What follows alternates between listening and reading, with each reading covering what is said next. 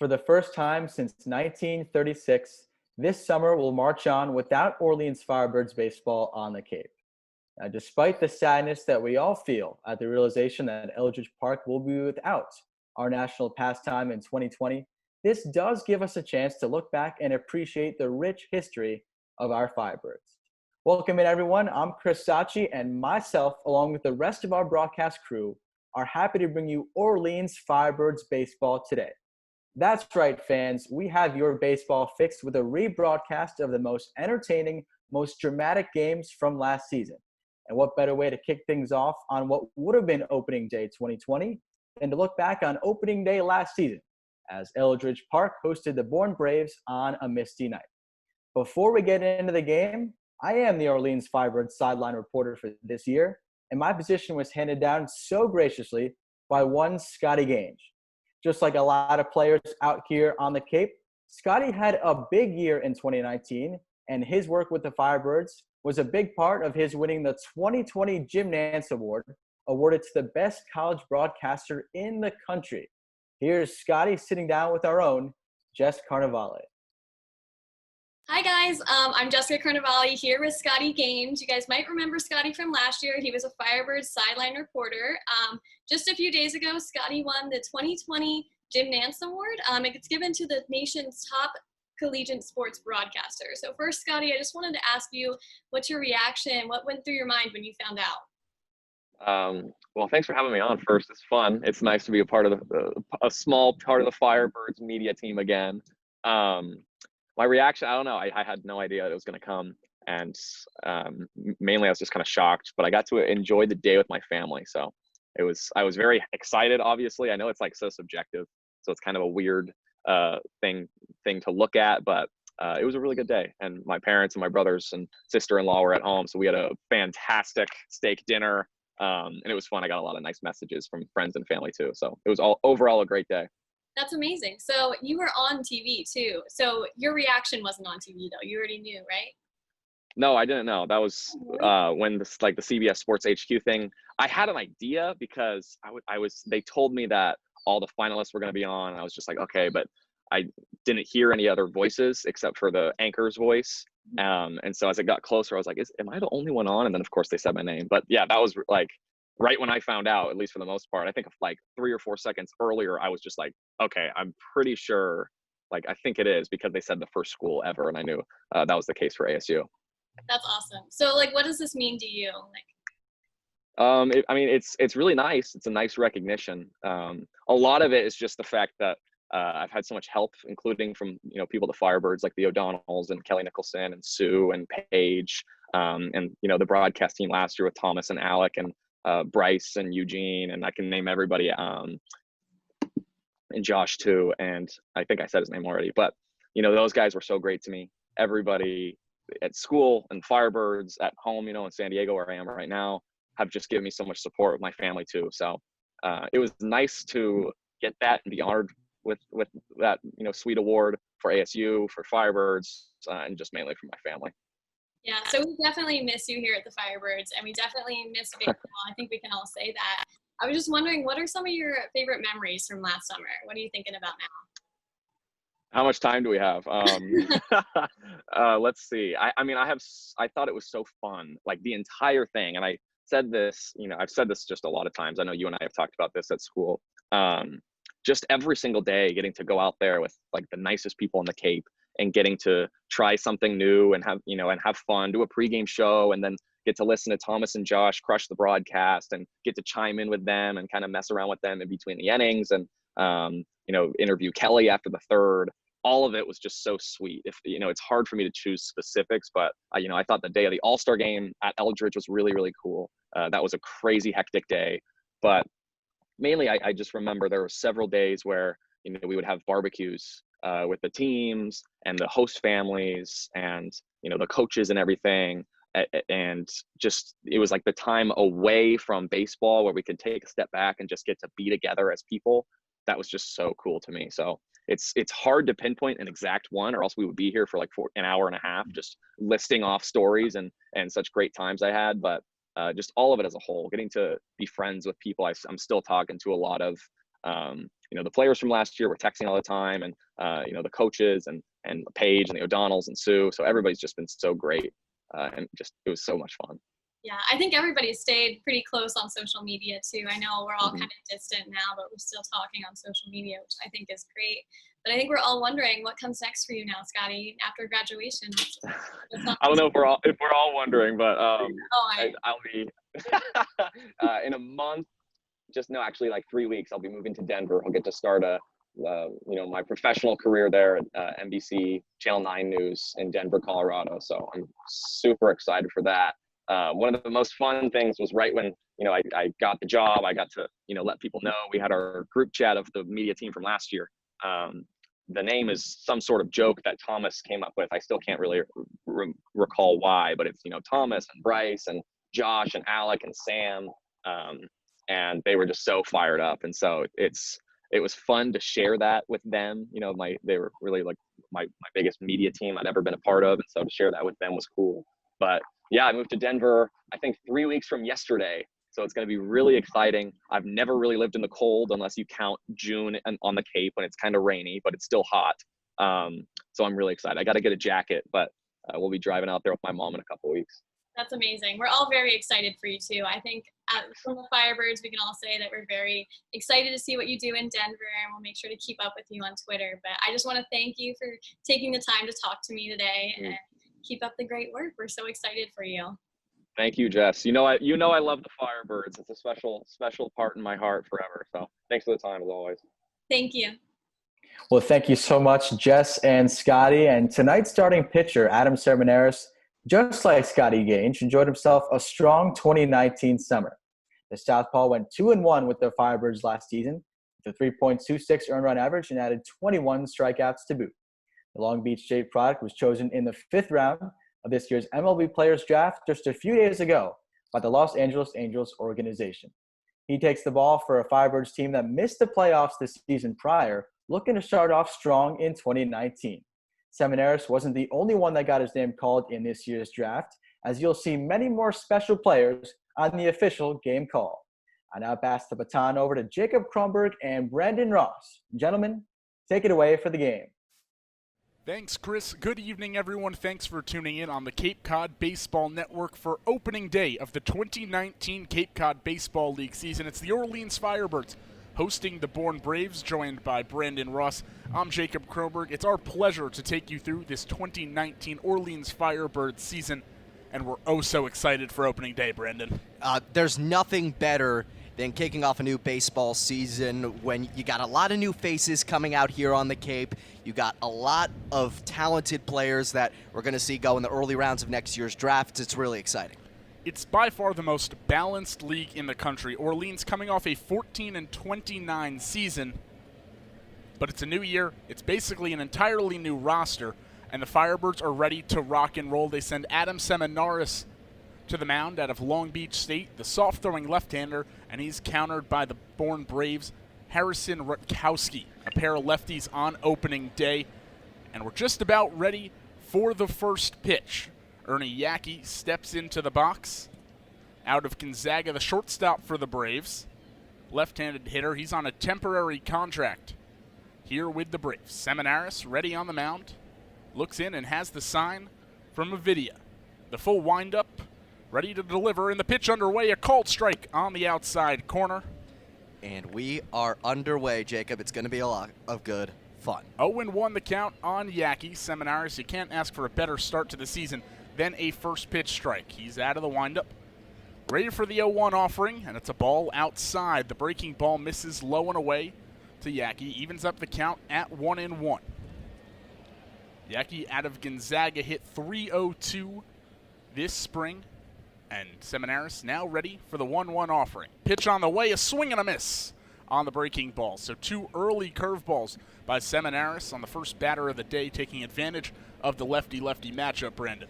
And yeah, Adam Seminaris, he's got a lot of tools in that arsenal to get those hitters out whether it's pounding them with the fastball or using that off-speed stuff. Seminaris finally has the sign from his catcher, Avidia, and it's a swing and a miss. Strike 3, down goes Yackey, and that's out number 1 of the 2019 season. and it's in favor of the Orleans Firebirds. And it was a beautiful pitch, too. Right on the corner, Adam Seminaris setting down Yaki and off to a great start in this 2019 campaign. One down in the top of the first. It brings up Xavier Warren. Warren, the third baseman out of Central Michigan. Seminaris looks in for the sign from Avidia. He has it. A little flick of the glove and a called strike on the outside corner.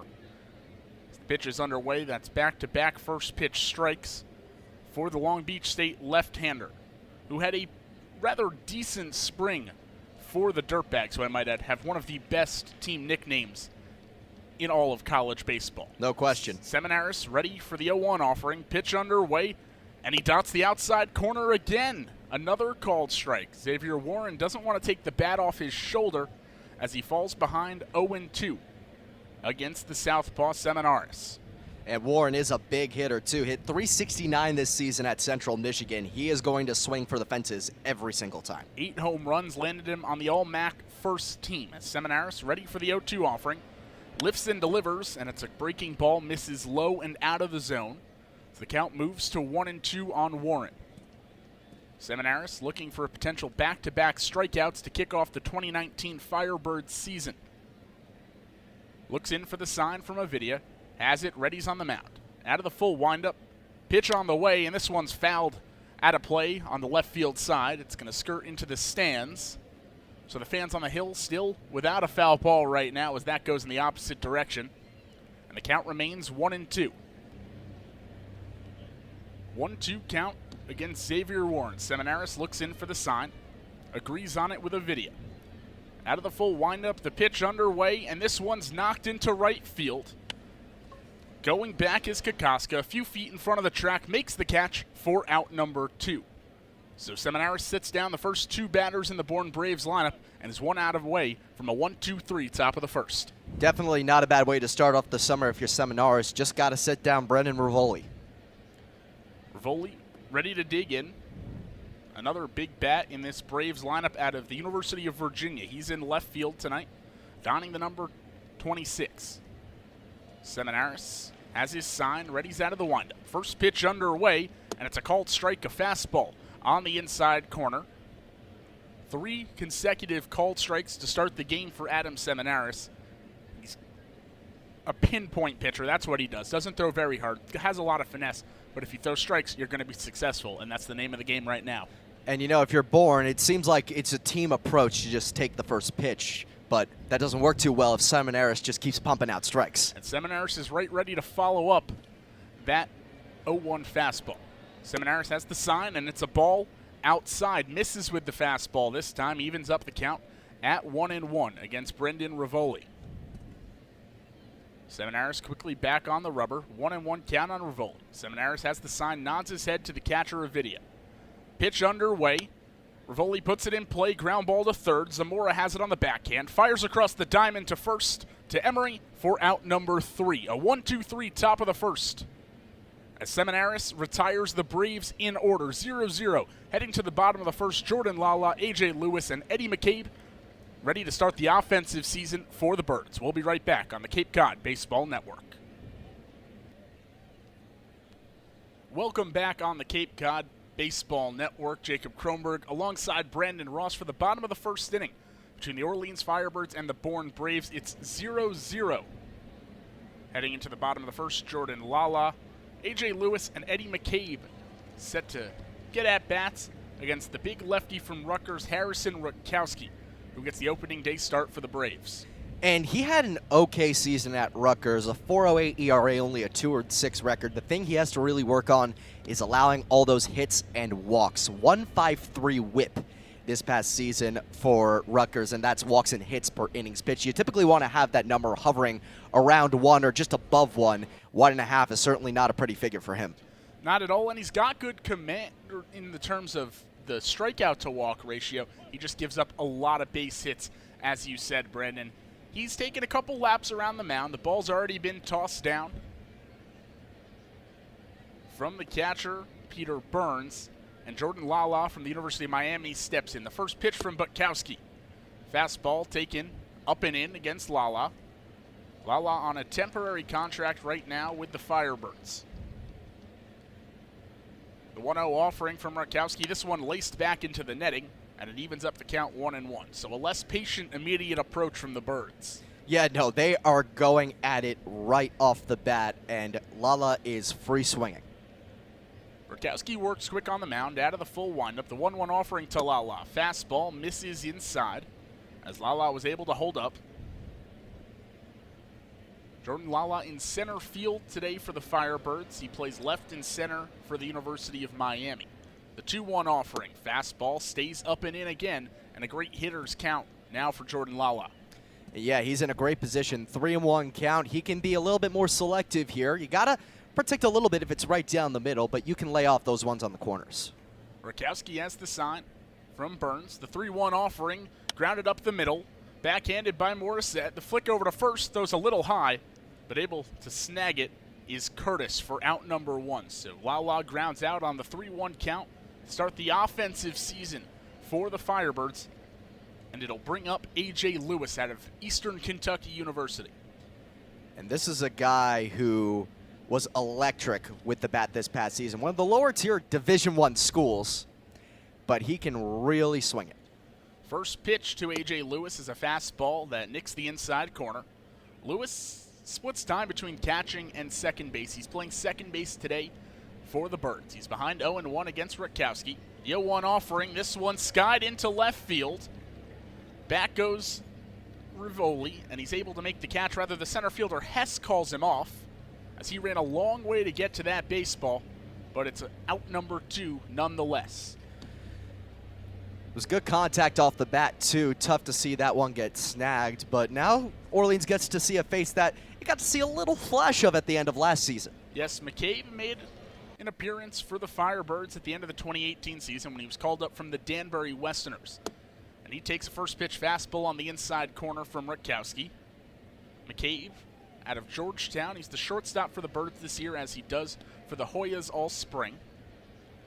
Rakowski ready for the 0-1. Fastball nicks the inside corner. Mccabe didn't quite think so, as he falls behind 0-2. Yeah, if I'm going to be quite honest, that one looked like it was on the inside of the batter's box there. The 6-foot junior digs back in. Rakowski's 0-2 offering. Fastball at the letters. Mccabe lays off. Trying to get something going for the Birds, as we've seen 5 combined hitters in this game between both sides. None have reached base. Rakowski's 1-2 offering. Fastball lined back in the direction of the Birds' dugout. And the count remains 1-2. Coach Kelly did a nice job to dodge his way out of that one, that's for sure. Mccabe hit .345 for the Hoyas this spring. 5 home runs and 32 runs driven in. The 1-2 offering once again inside, as McCabe's able to evade it. And the count evens up at 2-2. Rakowski 1 strike away, or 1 out away from getting out of this first inning, as he has his sign out of the full windup. The 2-2 offering to Mccabe. Fastball misses up and in, as McCabe turns the inside shoulder to avoid it. Count now full on the Hoya, as he waves his tan bat a few times across home plate. I'd be sitting either fastball or curve here if I was McCabe. Rakowski's offering is a fastball, and McCabe swings right through it. On the full count, McCabe goes down, hacking a 1-2-3 bottom of the first for the Bourne Braves, and we're through 1 full inning, still no runs for either side. And when we come back, it'll be the top of the second on the Cape Cod Baseball Network.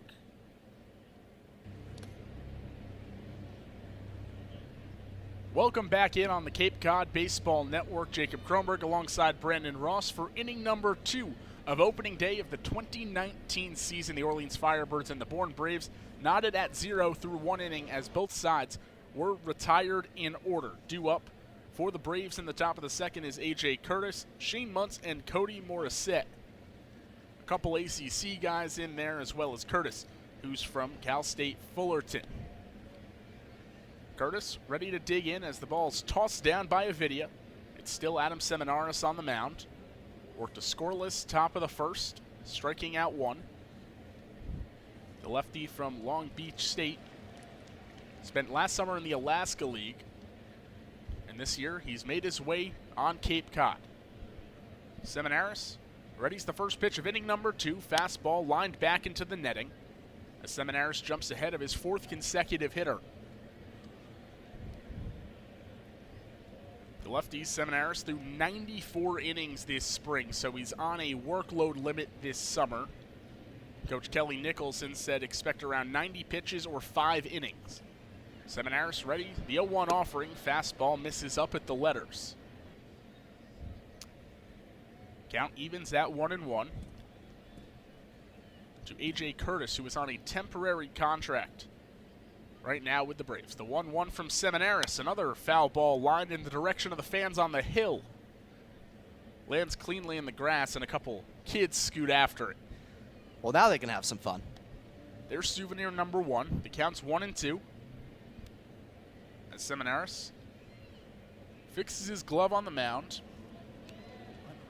rubs his cleats in the dirt, has the sign from a video. The 1-2 offering from Seminaris, a fastball lined over the cage behind home plate, and we'll do it again.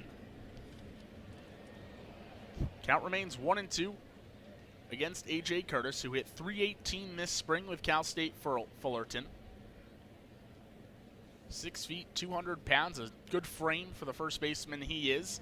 And a breaking ball, nubbed down to first. Emery's going to make the play and dives to apply the tag on Curtis for an acrobatic out number 1. Rob Emery, not a first baseman by trade, but he played that position pretty well right there. Yeah, that was an interesting ball. A little dribbler right down that first base line, right on top of the chalk. Emery picks it up and has to sort of leap to apply the tag down against A.J. Curtis. He was kind of running out of the line, but he was still within range of what was acceptable by legal standards. It was like a cue shot off of a pool cue right there. As Shane Muntz out of Wake Forest steps in, he's the DH tonight. He takes a fastball low and away from Seminaris. So the first batter that Seminaris has fallen behind in a count is the Wake Forest Demon Deacon. The 1-0 offering from Seminaris. Skied into right field. Going back is Kokoska. That's going to hit in fair play and roll up toward the hill. It'll be a ground rule double as it rolled past the out-of-play line. So Shane Muntz gets the first hit of the day. It's a 1-out double for the Demon Deacon. Well, that'll certainly do it if you're trying to get some offense going. That one just shy of a home run. Pretty friendly dimensions out in the corners here at Eldridge Park, but that one didn't quite get out. Muntz still the benefactor of a very friendly bounce and a great swing of the bat. Muntz has tremendous power, hit 14 long balls for the Demon Deacons this spring. As Cody Morissette, the Boston College Eagle, digs in lefty-on-lefty matchup, and the first pitch fastball at the knees for strike 1. So we've seen 6 hitters, has Seminaris, and he's had first pitch strikes to 5 of them. And the only one who didn't, it did not pay off very well for him. Came back to bite him. Muntz hit the double down the right field line. An 0-1 count on Morissette. Seminaris checks Muntz not once but twice, and another fastball knocks the outside corner.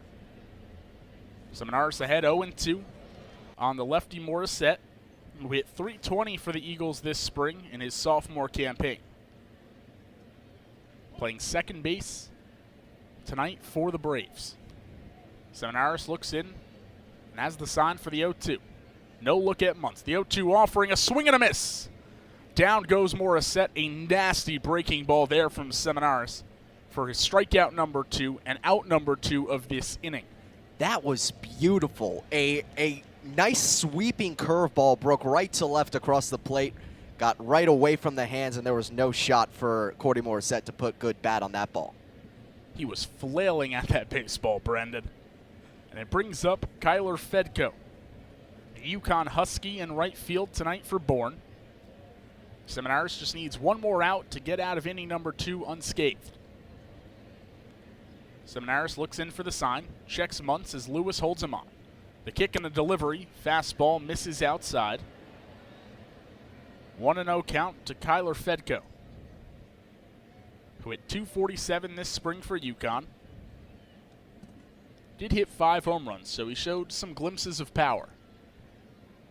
And he's definitely got some high school pedigree following him, too. Player of the Year in the state of Pennsylvania in 2018. Was in the state of Massachusetts right now. The 1-0 offering, nubbed back to Seminaris. He makes the play. He'll jog over to first Flip it to Emery to retire the side. We're through 1.5 at Eldridge Park, still 0-0 between Bourne and Orleans. We'll be right back with the bottom of the second on the Cape Cod Baseball Network. Welcome back on the Cape Cod Baseball Network. Jacob Kronberg alongside Brandon Ross. It's the bottom of the second from Eldridge Park between the Orleans Firebirds and the Bourne Braves. We're still scoreless through an inning and a half of play as the Firebirds try to get something cooking in the bottom of this second inning. Zach Kokoska, Max Troiani, and Josh Zamora due up for the Birds against Harrison Rutkowski, who had a scoreless top of the first inning, retired the Birds in order. The big lefty ready on the mound. The first pitch of inning number 2, a fastball on the inside corner against Zach Kokoska. Kokoska in right field for the Birds tonight. He's a Kansas State player in the spring. He's a Firebird right now as he takes the fastball low and away. Count even at 1-1. Kokoska digs in the left-handed box. Lefty on lefty matchup and a breaking ball. A check swing from Kokoska, and it appears he held up. Count moves to 2-1. Good hitters count for the right fielder. Rutkowski has his sign, kicks and delivers. Fastball, swing and a miss, sawed off. Kokoska right there. The count evens up. You were talking about how he's got a good approach at the plate, and he did lead Kansas State in batting average and on-base percentage. And the 2-2 fastball misses up at the eyes of Kokoska, so the count moves full. There was a full count to Mccabe in the last at-bat Rutkowski pitched, and to start the second, it's more of the same. The payoff pitch from Rutkowski, fastball, called strike 3. Kokoska didn't think so. I didn't quite think so.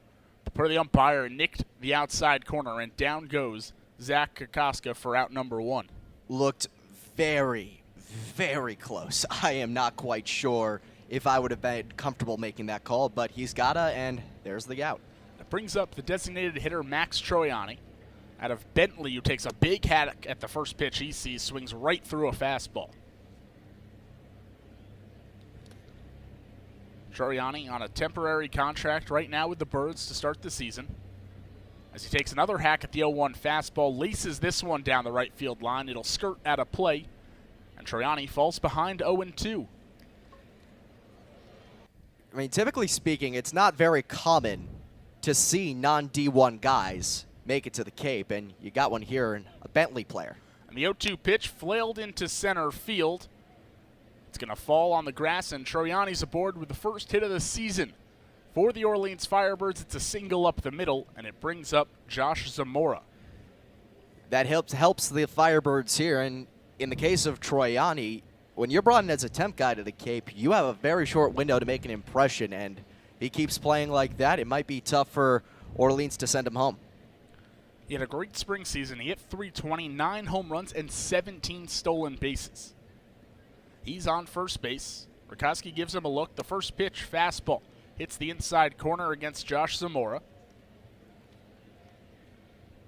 Zamora from the University of Nevada hit .320 this spring. He's got good power.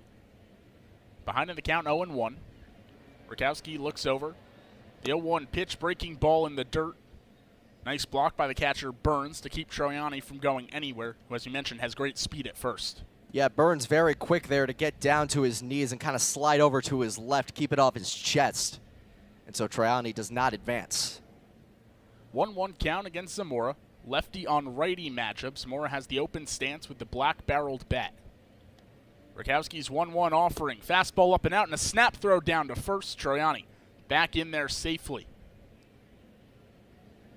So clearly Peter Burns aware of the speed of Troiani and tried to catch him maybe sleeping or leaning on that fastball up and out. I mean, it's reasonable for him to try and do that. He was not a great bat at Boston College this season, but defensive specialist made 30 starts back there at the backstop for the Eagles. It's a 2-1 count on Zamora. Fastball, swing and a miss as Rutkowski climbed the ladder to even up the count at 2 balls and 2 strikes. Fastball's been working, and if it ain't broke, don't fix it. That's the ideology, ain't it?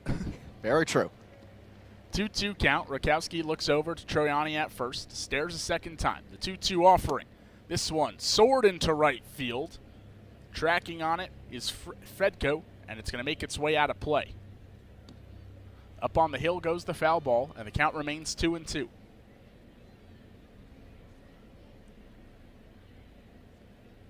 Zamora digs back in with his back foot on the back right line of the batter's box. Rakowski checks Troiani twice. The 2-2 offering, fastball misses up and in. So another full count against the pitcher Harrison Rakowski. You talked about his command issues early on, and they're showing right now. And yeah, if he keeps it up like this, it's not going to be a very long outing for him. Troiani leads off first. Full count to Zamora. The payoff pitch skied into left field. Back goes Rivoli. He looks up at the track. That ball is out of here. Josh Zamora puts the Firebirds on the board with their first runs and first home run of the season, and they lead 2-0 on opening night against the Bourne Braves. Well, that thing flew. That was out of Eldridge Park in an instant. Got under it just a hair, but under it in a good way. Got the meat of the bat on the ball and just flew it out to left, way out of sight. Hey, welcome to Orleans, Josh Zamora. The fans will know your name. It's a great introduction. As you got the season started with a bang. 2-0 Birds on top of the Braves here in the bottom of the second. With one away, it brings up Rob Emery, who we saw make a nice defensive play at first in the last half inning. He takes a cutter on the inside corner for a called strike. Emery out of the University of San Francisco. Hit 5 home runs this spring, drove in 40. As he hacks at a low fastball, grounds it in the 5.5 hole, and he's aboard with a single. 3 consecutive hits for the Firebirds, and things are churning in the Orleans dugout. 3 hits in a row. Single from Troiani, the big fly from Josh Zamora, and now Emery tacking on another single. The Birds' bats, they're flaming. They're flying. As it brings up David Avidia, the backstop for the Birds tonight. He's called a good first 2 innings with his battery mate Adam Seminaris.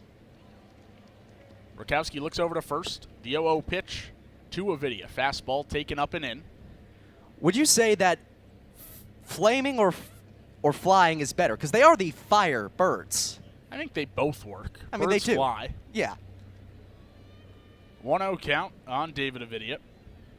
Rakowski checks Emery not once but twice at first base. The 1-0 pitch, breaking ball, swung over, and the count evens up at 1-1.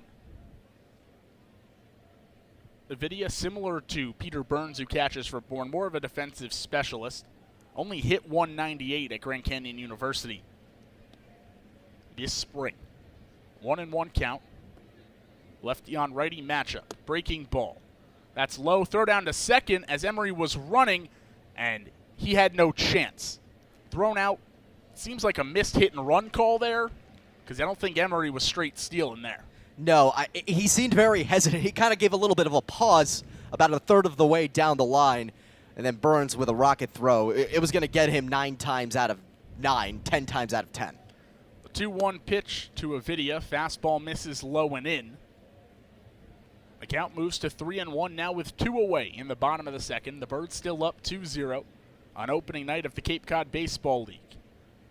The 3-1 offering from Rutkowski. Fastball misses up, and it's ball 4. So the first free pass issued from Harrison Rutkowski, and the 4th base runner the Birds have had this inning. It brings up Trevor Johnson, the Greenwich, Connecticut native.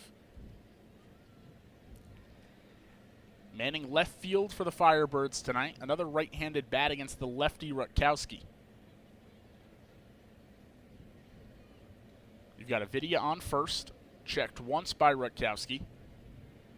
The kick and the delivery. Fastball fisted back into the screen. And quickly ahead 0-1. Yeah, with Trevor Johnson, he's not a guy who's going to light up the batter's box. He'll hit under 200 at Dartmouth this season. But he has got a rocket arm out there in the outfield. The 0-1 pitch. Fastball fisted down the right field line. It makes its way out of play. So 2 fastballs from Rutkowski, both in on the hands of Trevor Johnson. That was a tough one for him to try to get around on. Got a little too late. There was no way that ball was going in play. His best bet was to foul back once he was in swing mode. Rutkowski out of the stretch, the 0-2 offering. Changeup misses outside. Johnson thought about it, but then grabbed his bat with 2 hands, pulled it back at the last second. 1-2 count. Rutkowski still ahead of the left fielder Johnson. Avidia off first, and the fastball misses. Up and out. Count moves to 2-2. Rutkowski back on the mound, an even 2-2 count. He checks Avidia at first. Lifts and delivers, a breaking ball, swing and a miss, strike 3. And down goes Trevor Johnson. So Rutkowski gives up 2 runs in the bottom of the second thanks to a 2-run blast by Josh Zamora. Nothing else after that. The Birds on top 2-0 through 2. We'll be back on the Cape Cod Baseball Network. 2. Hi there, I hope wherever you are, you're enjoying this rebroadcast of the 2019 Orleans Firebirds season opener, and more importantly, that you are safe. I'm Brandon Ross, one of the voices you're hearing on this broadcast, and in the interest of time, we're going to skip through innings 3, 4, and 5, and pick this one back up in the top of the 6th. To the top of the 6th we go here at Eldridge Park. Still a 2-0 Firebirds lead. Both of those runs coming on that 2-run big fly back in the second inning from Josh Zamora. Third baseman gives Orleans its only 2 runs, and now Orleans is sending out a new arm to the mound. Adam Seminaris done after 5 clean innings, and in comes the Richmond right-hander Tim Miller. Native of Wayne, Pennsylvania, was the Richmond Spiders leader in innings pitched and wins in 2019. He starts off against the left-handed hitting center fielder Kyle Hess. First pitch from the windup is a fastball outside. Miller used to working as a starter in his spring years with the Spiders, threw over 100 pitches in 6 outings. In a relief role today, the 1-0 is fouled away. It's a 1-1 count now to Kyle Hess. Sophomore out of pit. Waves the tan bat above his left shoulder. From the windup, here's the 1-1. Fastball up and away, make it 2-1. Hess, 254 hitter, couple home runs, 33 RBIs this spring at Pitt. 6 feet tall, 190 pounds. 2-1. Fouled away to the left side. Karam's over towards the dugout down the third baseline. It's 2-2 count now to Hess. Ferocious swing there by Hess. Yeah, he looked like he was trying to send that one out over the right field fence. Maybe over center. That was, yikes. 2-2. Fouled away again. Another very angsty swing that doesn't produce much. It goes off the fence, and it's still 2-2. Still 2-0 Orleans here in the top of the 6th inning. No one gone. Hess leading off the inning, facing a 2-2 count. The pitch. Fouled away again. This is a deep at bat. Let's do it again. One more round for Tim Miller. He's up for it. Right-handed hurler with a 2-2 count. Working from the full windup, angled out towards the first base side, kicks and fires. Fouled away again. This man is fighting. We've only really seen the fastball from Miller right now, and 7-8 pitches into this at-bat, it might be time to drop an off-speed pitch against Hess. He's still got 1 ball to work with. You still got plenty in the arsenal. Had 65 strikeouts this spring. 2-2. Swing and a miss, strike 3. Breaking ball low and away, forced him to chase. There's the first out. It looked like he pulled the string on the changeup a little there. Nice call behind the dish from Avidia. Able to retire Hess there. And that's a good start for Miller in his first appearance in Orleans. 1 batter, 1 strikeout for Tim Miller, making his debut for the Firebirds today. Here's Peter Burns, the catcher, batting from the left side. First pitch is a fastball up and away. Burns, sophomore out of Boston College, a Massachusetts native, born and raised in Reading. The 1-0. Fastball low and in. We mentioned earlier that Burns way more skilled on the defensive side at the moment. Had a lackluster offensive spring, hitting .211. The 2-0. Fastball just clips the outside corner for a strike. And yeah, you're right. .211, not a great batting average. Only 6 RBIs in 38 games. Not a lot of offensive output, but still plenty of time for him. 2-1. Breaking ball just a little low. It's 3-1. Just finished his freshman year at BC, so still plenty of time. Was All New England first team by Rawlings perfect game as a high school senior. 3-1. Fouled back to the screen, and the count fills up. Tim Miller throws hard, and you can see these left-handed bats from the Braves really trying to jump on that fastball. Very anxious up at the plate, trying to reach and get in front of that pitch. The payoff. Check swing went around. And that is the third strike. Back-to-back Ks to start off the 2019 campaign for Tim Miller, and there's 2 gone here in the top of the 6th. This Firebirds team, year in and year out, what are they known for? Pitching, and they're showing it on opening night. 5 scoreless from Seminaris, 2 up, 2 down, registered with punch-outs for Tim Miller. And this Orleans team is cruising on opening night. Up to the top of the order, here's Ernie Yaki, and the first pitch is a strike.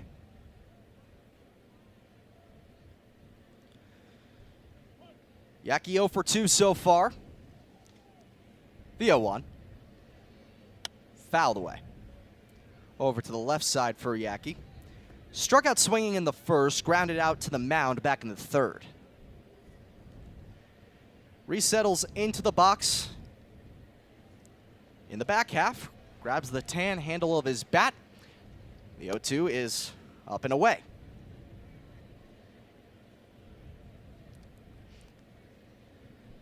Miller, lined up on the first base side of the rubber, sets the black glove chest high and fires. Ground ball over towards second, over to A.J. Lewis, turns, flips it over to first, and the inning is over. Clean 1-2-3, and the first outing of the year for Tim Miller, still 2-0 Orleans after 5.5.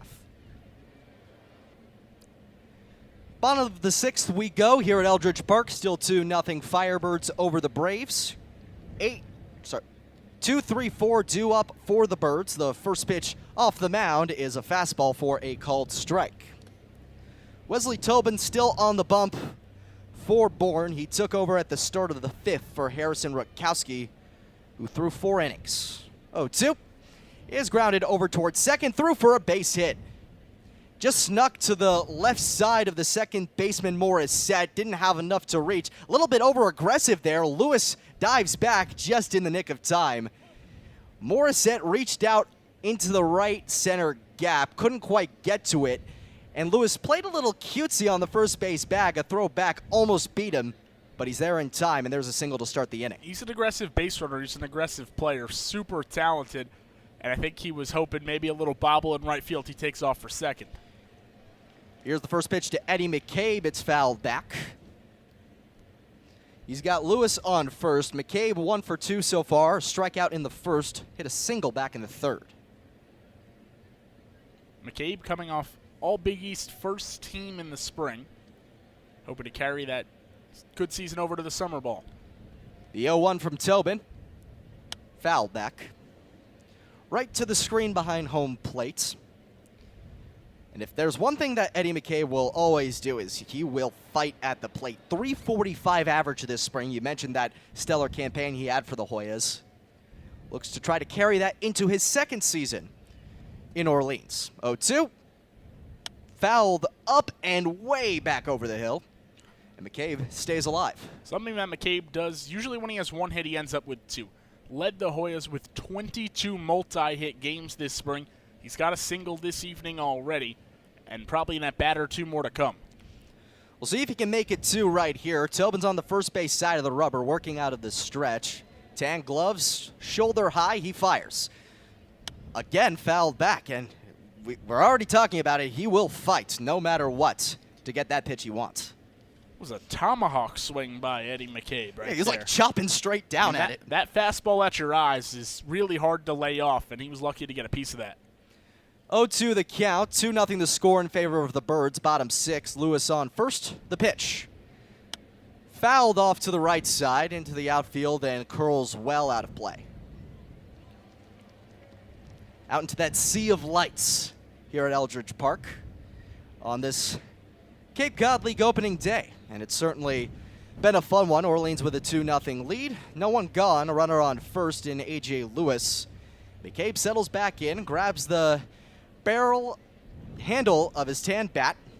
0-2, taken low, throw down to second, over the head and into center. Lewis is gonna lay off, and a late ruling from the umpire is strike 3 on that pitch. So Eddie Mccabe is down on strikes. It was a changeup that just got the bottom of the zone. He's gone, and Lewis is up to second, and there is the first out of the inning. Talked about Lewis's aggression when he reached on that single, taking off there with Mccabe at the dish, and Lewis gets his first steal of the 2019 summer. First of perhaps many. He's a speedster. First pitch to Zach Kokoska is up and away. He's a guy who's had a very rough day to start. Struck out looking back in the second and then hit into a fielder's choice in the third. I mean, Lewis led the Cardinals with 49 RBIs and 17 steals this spring. He can certainly move on those base paths. The 0-1 is chipped back, and it's 0-2. Big bat Max Troiani on deck. Right now, it is Kokoska with .330 this season at Kansas State.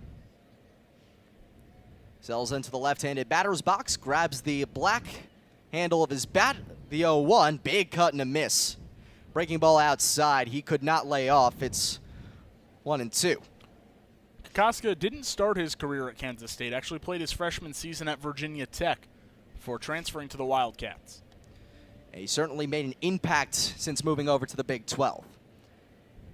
1-2.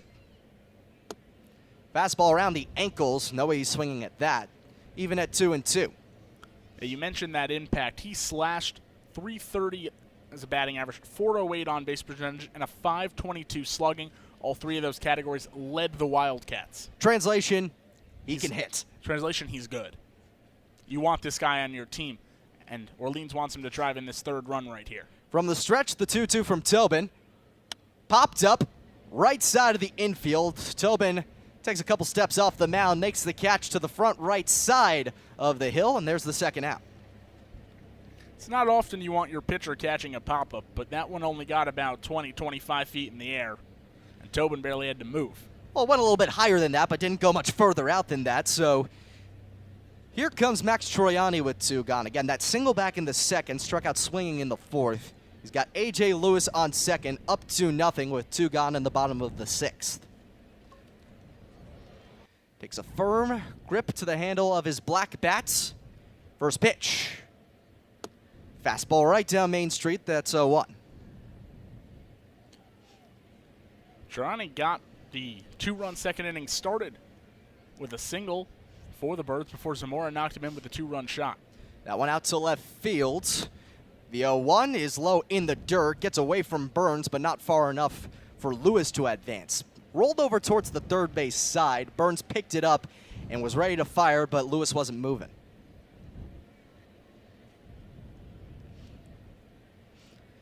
Again, we talked about Burns being good behind the plate. Tobin's not bad on the mound either. Had a solid spring this season, albeit at the Division II level, Southern New Hampshire. Here's the 1-1. Fastball outside, make it 2-1. Tobin 8-3 for the Penmen this year, a 2.67 ERA. The big mark, though, that catches my eye is the walks and hits per innings pitched, just over 107. Can't ask for much better than that. You want to float around that 1-0, 1-1, 1-2 at the most. 2-1. Chopped on the ground left side, just foul. Troiani was beating it out of the box, but he has to circle back, and the count's 2-2. He's facing Tobin, who really has to make the most of his time. Again, a D2 guy. He's here on a temporary contract. Does not have much time to make his mark. The Birds do have a Schnoo guy as well in Jeffrey Tramell, another arm from Southern New Hampshire. He's getting loose in the pen, and the 2-2 is grounded over between short and third, making the move to his left is Warren. The throw into first is in time, and that ends the sixth. No runs, 1 hit, One man left on base in scoring position, and after 6, it's still 2-0 Birds here on the Cape Cod Baseball Network. Top of the 7th here at Eldridge Park, 2-0 Firebirds. Tim Miller getting ready for his second inning of work. Jeffrey Tramell was up in the pen, but he's since sat back down. Might see him a little bit later. But in the meantime, Miller facing off against 2-3-4, starting with Xavier Warren in this Bourne Braves lineup. First pitch to him is a fastball low and away for ball 1. Warren 0 for 2 thus far. Flew out to right. Check that. Flied out to right. And grounded out back to the pitcher. 1-0 is fouled away left side, and it's 1-1. Warren, he had a good spring at Central Michigan. Hit .369 on the season, near the top of his team. And he's very good all around as an offensive player, too. The 1-1. Fastball well up and away. One of the numbers people look at in terms of how good a hitter you are is runs batted in. Warren drove in 70 runs this spring, a remarkable number. And you got some other offensive figures, too, to look at. The 2-1, check swing didn't go around. The breaking ball went too low. It's 3-1. Led the MAC in on-base percentage, .502. That means every other at-bat, he found his way on base. That is incredible. Is that good, Brandon? I think so. 3-1. Fastball well outside, ball 4. And there's him showing a little bit of that plate ability. He gets his way onto first with the walk. And that's a strong start to the 7th inning for Bourne, who hasn't really gotten much going. They haven't even gotten a runner past second base all game. Xavier Warren is the first Bourne Brave not named Shane Muntz to reach base. That is something. Shane Muntz is in the hole right now. Brendan Rivoli is up in the left-handed batter's box after Warren drew the walk to start off this frame. Still 2-0 Firebirds in the top of the 7th. And here's the first pitch from Miller to Rivoli. Fastball upstairs, it's 1-0. Rivoli, pair of ground outs, 1 to third back in the 1st, then to the mound back in the 4th. Seminaris was doing a great job of creating weak contact. He had 4 putouts himself that were grounded back to him in this game. Miller hasn't gotten as much action, but he's only had an inning and change to work with. Here's the 1-0. Fastball just above the letters, 2-0. Rivoli's a guy who's very adept with the bat, too. That sophomore season at UVA hit .320, 5 homers, 42 RBIs. This time called and Avidia going out to have a quick meeting with Tim Miller. Because Miller has struggled a bit with his command in his second inning, his second go-around here against the Bourne Braves. A 1-2-3 top of the 6th. The walk now falling behind 2-0. You just want to go out and relax him. It's his first start of the summer. Hasn't pitched in a couple weeks. Yeah, it's getting back on the swing of things. Some early nerves, perhaps. We can't hear into that conversation he's having on the bump with Avidia, but getting that command is going to be important, especially with a runner on base. He can't afford to walk another one, especially with nobody out. And the dangerous Shane Muntz looming in the hole. Rivoli settles back in. Miller back on the first base side of the rubber. 2-0. Fastball. That one's outside again. 3-0.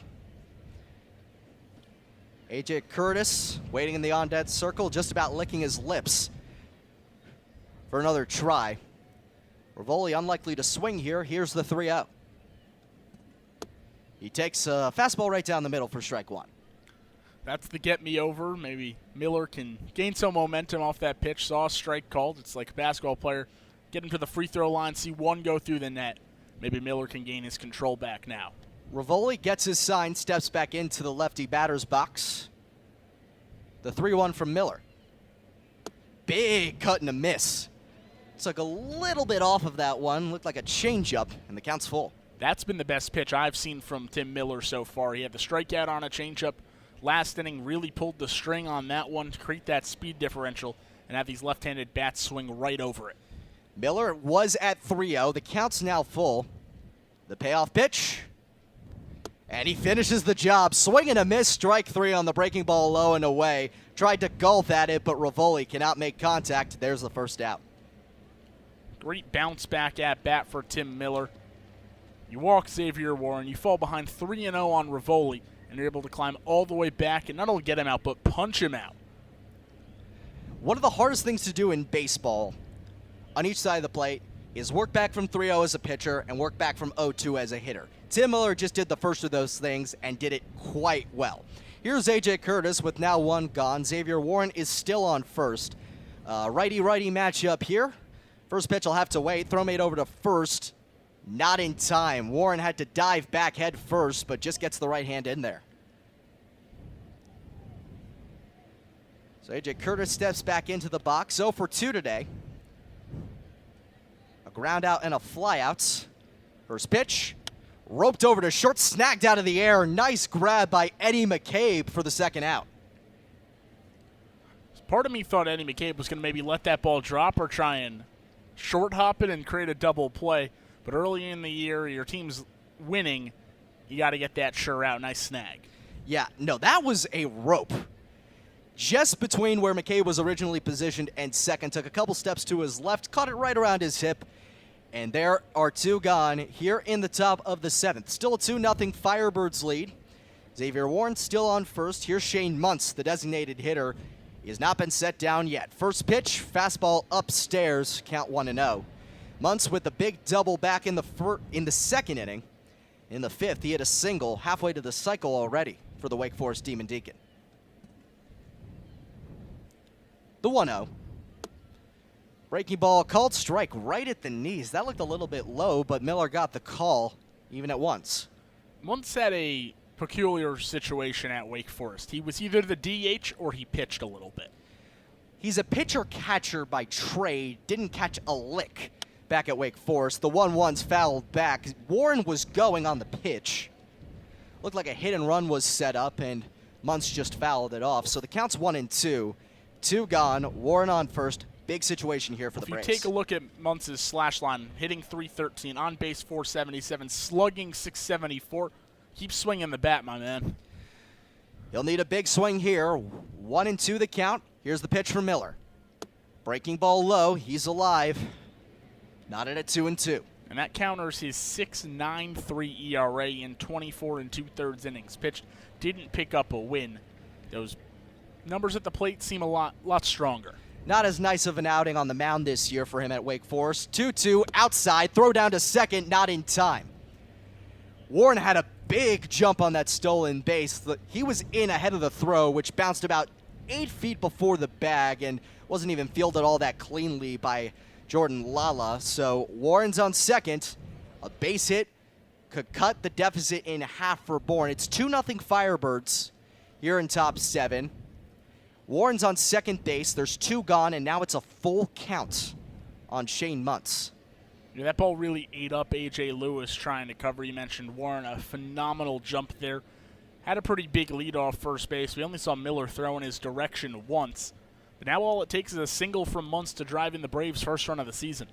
Avidia gives some signals to his fielders before crouching back behind the plate. Miller from the stretch. Peeks back at second. The payoff pitch.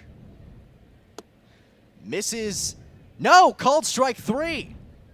Very late on the call, but rings him up on a pitch right at the knees. We've seen a few delayed calls from our home plate umpire today. That one to the benefactor is Tim Miller. Tim Miller, a big win there. Second strikeout of the inning, a 4th of the game. A couple of strong innings as he strands Xavier Warren on second base. No runs, no hits, 1 man left on base. That was Warren. And heading into the bottom of the 7th, let's stretch out a little bit. It's 2-0 Firebirds after 6.5. On the back half of the 7th inning stretch here at Eldridge Park, 2-0 Firebirds after 6.5. Some solid work on the mound from Adam Seminaris and Tim Miller. And coming up in the bottom of the 7th inning, Josh Zamora, Rob Emery, and David Avidia going to face off against Wesley Tobin again. First pitch to the righty, Josh Zamora, is taken for a ball. Counts 1-0. Zamora had that big 2-run home run back in the 2nd inning. All the scoring so far today. The 1-0. is swung on and lifted out to shallow left field. Running in the left fielder, Johnson. He makes the catch near the line for the first out. Zamora's got great pop to the power side. That ball carried. There's some wind blowing out in the left field direction. That ball went further than I think either of us thought it was going off the bat.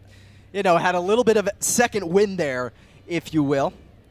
Tends to happen a little bit on this east side of the Cape. Yeah, I mean, you're on the downside of the hill, too, going in that direction. Wind will blow over. Definitely hitter-friendly dimensions down the lines here at Eldridge. Not so much out to that deep center. Not at all out to center. Not at all. With one gone, here's Rob Emery. First pitch, chopped right back up the middle. Diving stop right behind second, but not in enough time to get Emery, who beats out the infield single. Great effort by Erniaki to even get to that baseball, lay out and keep it from trickling into center field, but nothing you can do there to pop up and make that throw to first. It was a beautiful stop, no question about it. Stopped it right behind the bag, but didn't even have enough time to get a throw off.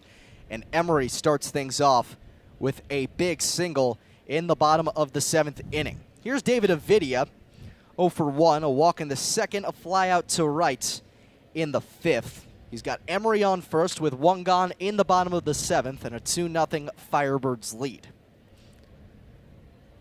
Avidia takes a practice swing, settles into his open stance. First pitch, breaking ball well low and away. Burns had to move quite a bit to catch that one to his right. It's 1-0.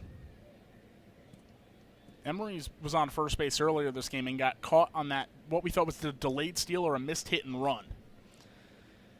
And the 1-0's inside. The count's 2-0. I expect him staying put this time on the base paths until the ball's put in play. I think I'm going to concur with you there. That seems to be the likely situation. Don't need to force anything either. Up by a pair of runs here in bottom 7. Here's the 2-0 pitch to Avidia. Fastball upstairs, make it 2 and make it 3-0.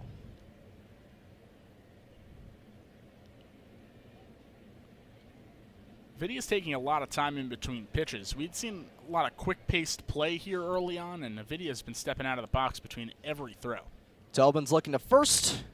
The 3-0. Fastball up and away. That's ball 4. So an interesting situation here now for Orleans. Got 2 runners on. Emery on second. Avidia on first. And here comes Trevor Johnson. Johnson singled his last time through after striking out, swinging on a breaking ball in inning number 2.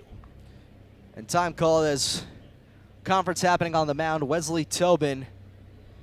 His day might be done. Peter Burns out there on the bump with him. Nope, they're going to leave him out there. Temporary player for Bourne's getting a little more time. He's going to face Johnson, like you mentioned. Had that single back in the 5th.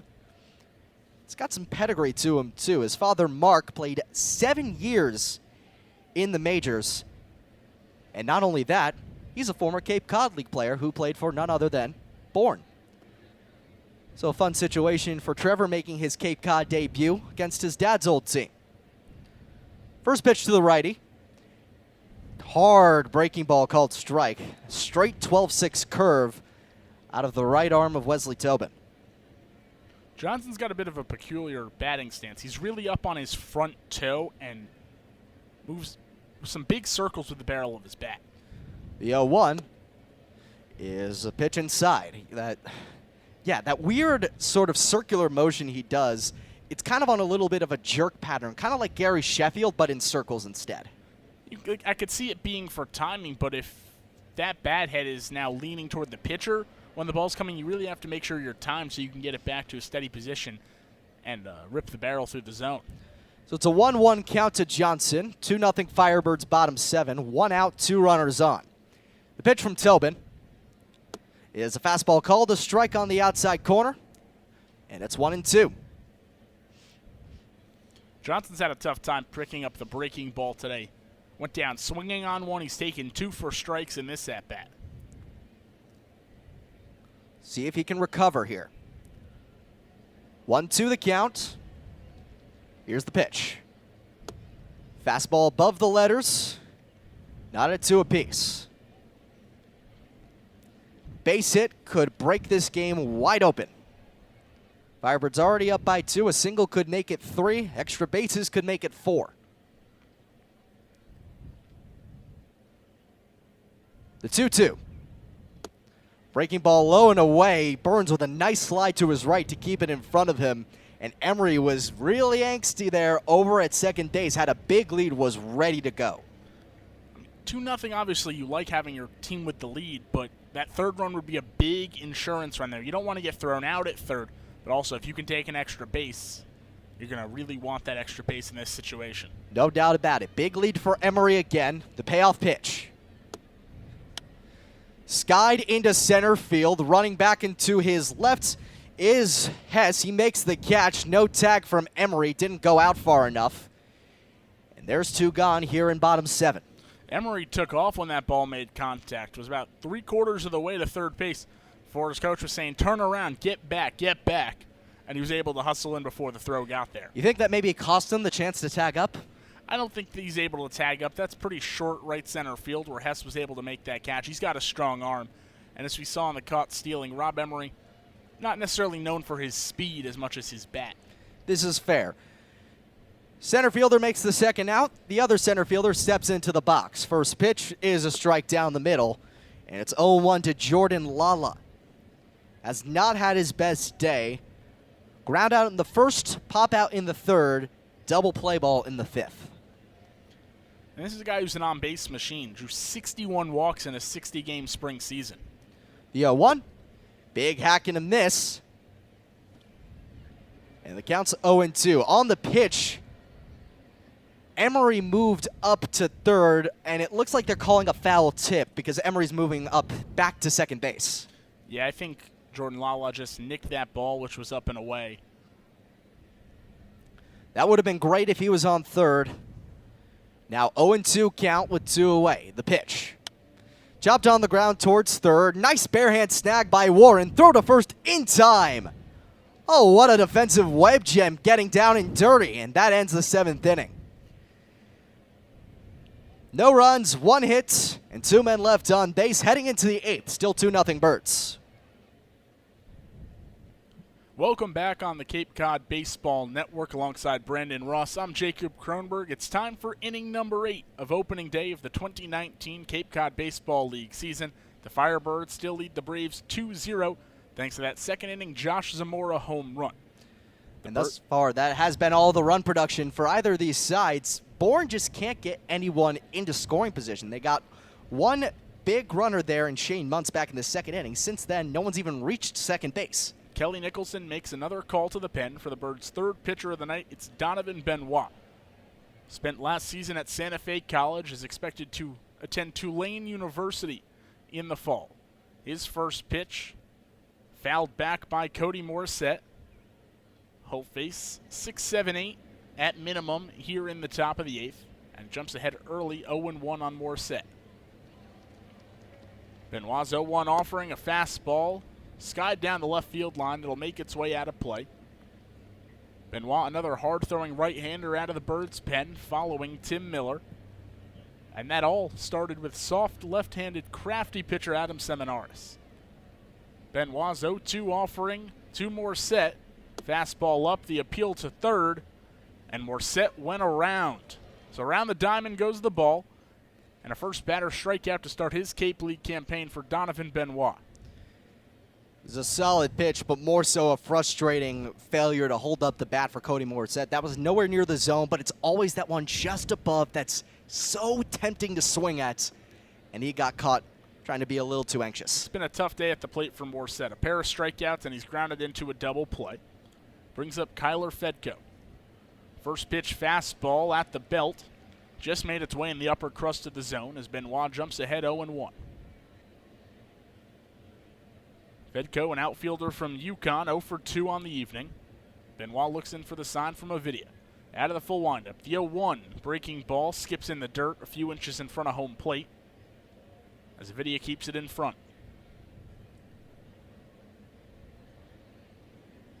Benoit, tall, lanky right-handed pitcher, stands at 6'4" on the bump.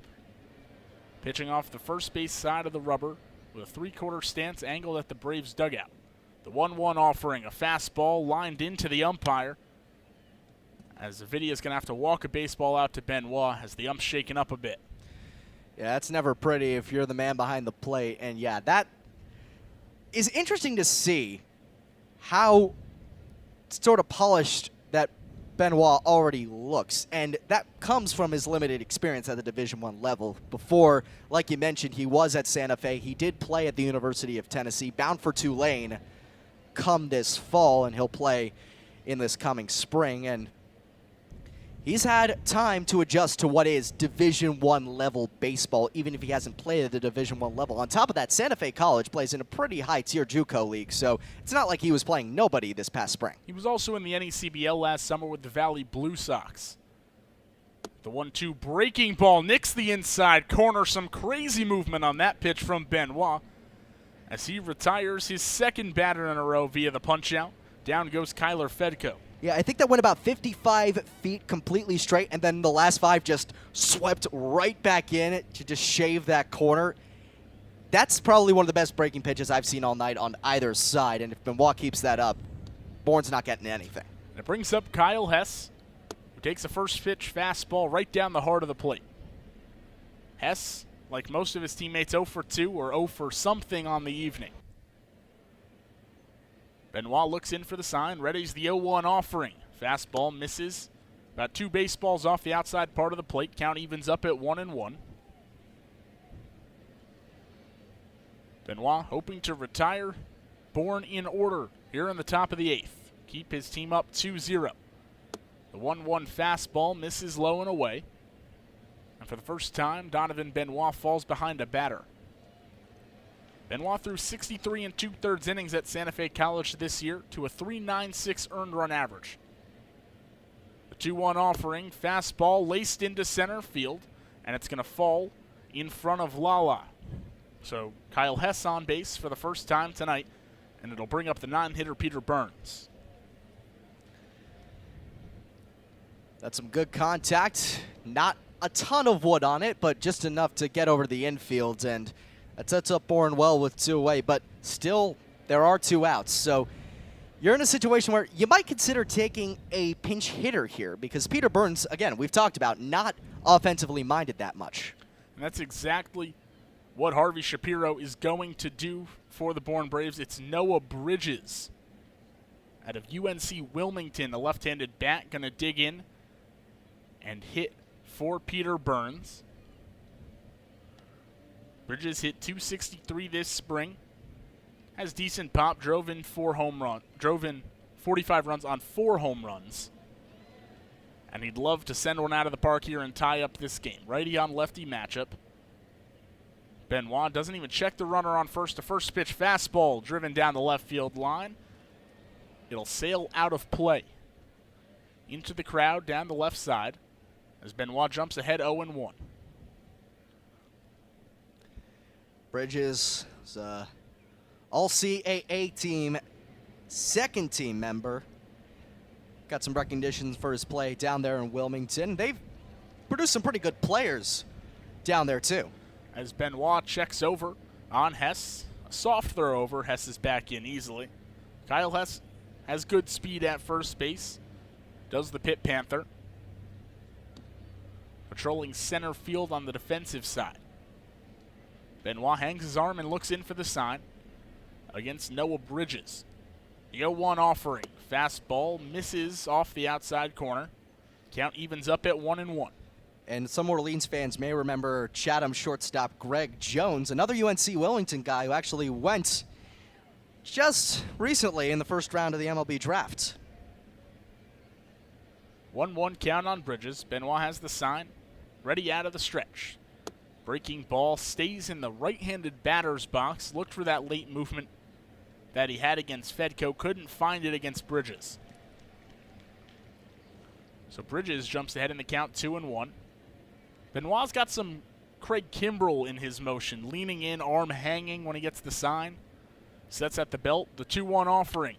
Fastball lines to third base. Right into the glove of Josh Zamora to retire the side.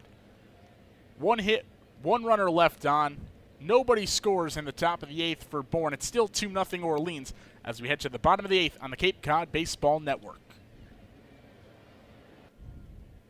Welcome back on the Cape Cod Baseball Network. I'm Jacob Kronberg with my partner Brandon Ross from Eldridge Park. It's the bottom of the 8th inning between the Bourne Braves and the Orleans Firebirds. As A.J. Lewis digs in for the Birds, takes a first pitch fastball on the inside corner against the new Braves pitcher, Nick Trogerlich-Iverson, out of Gonzaga, who throws some heavy heat up in the zone and Lewis swings through it. Quickly ahead 0-2 is Nick Iverson. Yeah, he's shown that fastball throughout his college career, and particularly in those first 2 years before Gonzaga. The 0-2 pitch, fastball taken low and in. Played at Central Arizona Community College, had in his sophomore season a 2.35 ERA, 91 strikeouts. The 1-2 offering to Lewis, chopped back to Iverson, who's going to field it with ease, run over to first, flip it to his first baseman for out number 1. 1 up, 1 down. Can't ask for a start better than that. We'll take you through Iverson's numbers this spring. Was 4-3 with a 5.05 at Gonzaga. Did throw 67 in 2/3 innings. And not a big strikeout guy. Struck out 41 in those 67 and change innings while walking 22. But he gets a big swing and a miss against Eddie Mccabe on the breaking ball. A slider out of the hands of Trogerlich-Iverson. And Mccabe behind 0-1. Mccabe 1 for 3 on the day. The 0-1 pitch, fastball skied high in the air behind home plate. Giving it a chase is Paul Gazzo, the new catcher for Bourne. He came in after Bridges' pinch hit for Peter Burns. Gazzo's a guy who can play back there. There's no question about that. It's an 0-2 count on Mccabe. Iverson looks in, has the sign from Gazzo. The big leg kick and a delivery, and the fastball at the eyes of Mccabe. Paul Gazzo plays at UConn, hit 4 home runs this spring. Solid defensive player. The 1-2 offering to Mccabe, laced to third base, backhanded by Warren. The throw across the diamond is in time, just in time. Mccabe has good speed, but Warren's arm proved to be just a bit better. Yeah, Xavier Warren, we saw him with that barehanded snag to end the 7th inning. He definitely has some ability on both sides of the ball, and you want to keep the ball away from him if you're Orleans, whether you're in the field or at the dish. And you've hit the meat of the order. It's the cleanup hitter, Zach Kokoska. 0 for 3 on the evening. The first pitch from Iverson. Fastball dots the knees for a called strike 1. Looking for a 1-2-3 inning is Iverson. For his team bats in the 9th. They trail by 2. Fastball misses up and away to even up the count. The Birds have Jeffrey Tramell warming up in the pen. It appears he'll pitch the top of the 9th. Kelly Nicholson has not named a closer yet for the year. It's usually a hot and cold type of thing as the fastball blows right past Zach Kokoska. Yeah, Tramell getting the first save opportunity. Another one of those Southern New Hampshire penmen. Had a really good season this past year. The 1-2 pitch slashed out to the left side. It'll make its way out of play. We'll get some more to Tramell when he comes in. But yeah, this is a big situation if you're Orleans. You could try to get some more insurance runs, but it's not looking great. 1-2 count on Zach Kokoska. The windup in the pitch. This one flailed up behind home plate. Gazzo gives it a quick look, but doesn't even toss the helmet as that makes its way over the backstop. We'll do the 1-2 once again. 1 ball, 2 strikes, 2 away, and a 2-0 lead for Orleans in the bottom of the 8th of opening night of the 2019 Cape Cod Baseball League season. Iverson's 1-2 offering, breaking ball. Ahead of it was Kokoska. He drives it deep to right field and just foul. Oh, that was close. Oh, that was close. He just right at the pole. He gave that ball a ride and was about 5 feet right of the foul pole. There's that trio of trees right behind that right field foul pole here at Eldridge Park. It bounced off of one of them. So that was well gone had it stayed inside the pole, but just not quite. Would have been big to get that first home run for Kokoska, who, again, is a temp player, so he needs those moments when he can have them. Would have been a big insurance run for the Birds as well. The next 1-2 offering, fastball, swing and a miss, and down goes Zach Kokoska. So Iverson retires the side with no runs crossing the plate, still 2-0. as we head to the top of the last on the Cape Cod Baseball Network. Welcome back for the top of the ninth on the Cape Cod Baseball Network. Jacob Kronberg with Brandon Ross as the Birds lead 2-0 over Bourne. Here heading into the top of the last inning, and another call to the pen for the Firebirds. It's right-handed pitcher Jeffrey Tramell out of Southern New Hampshire University.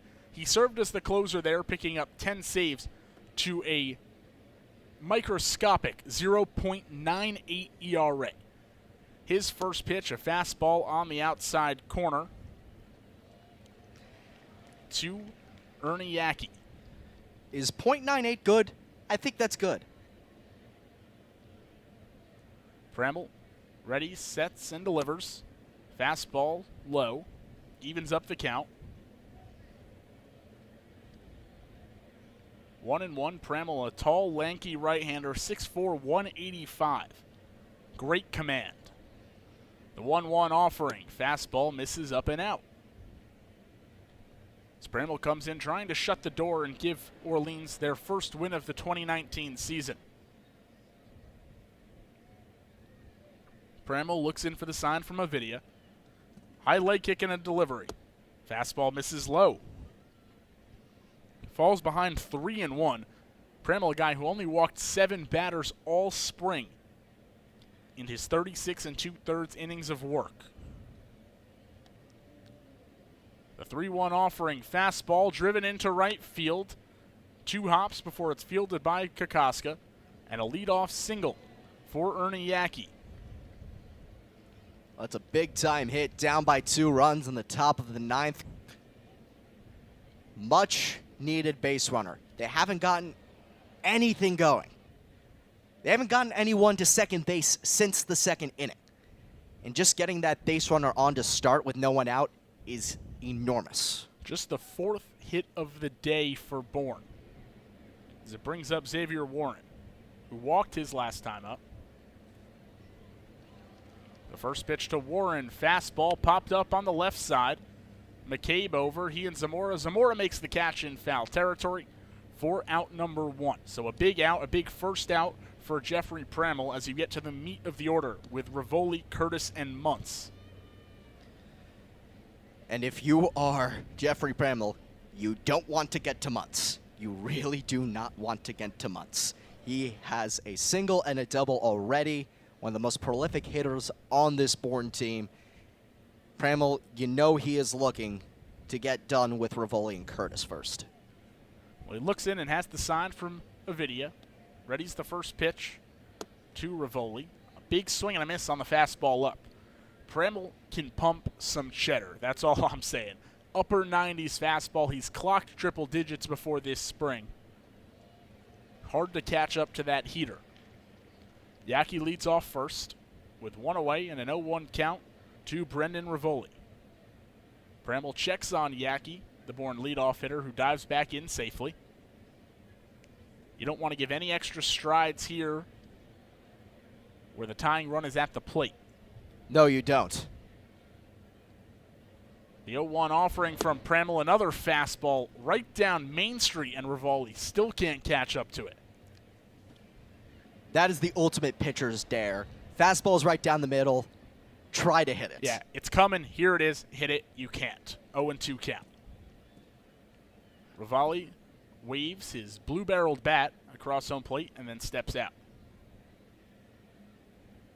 Resets with his slightly open stance. Tramell has the sign. Ready's the 0-2.